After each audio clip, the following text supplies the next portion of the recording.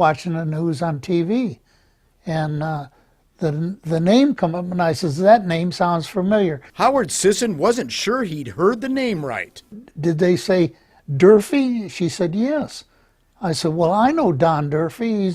He was from Lake County. In 1949, Howard Sisson was like most 18-year-olds just a few short years after World War II, working hard at a job, not too worried about another war like his father had been in before him. That's where he met fellow worker Donald Durfee. Well, he went to work for the same company that I worked for, which was Klein Nursery. Howard says Don and Don's older brother Glenn trimmed prickly roses side by side with him after they moved here to Lake County from West Virginia. The picture of his casket on the news 64 years later struck a chord. The name brought back a lot of memories. You know, I mean, we worked together for 8 hours, and there was times that we went out to lunch or something.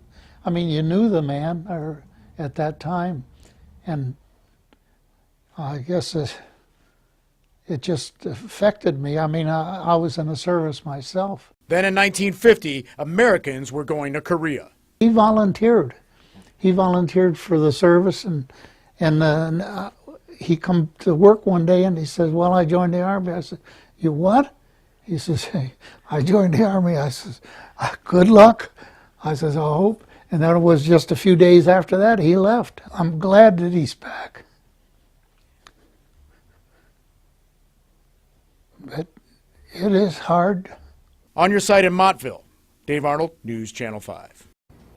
Being one of Private First Class Donald Durfee's only surviving friends, Howard Sisson and his wife plan to be at his committal service in hopes of helping anyone else looking for information on Durfee.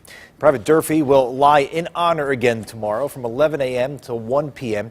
at Creationberry Funeral Home on Detroit Avenue in Cleveland. He will then be buried at the Ohio Western Reserve National Cemetery in Rittman tomorrow afternoon.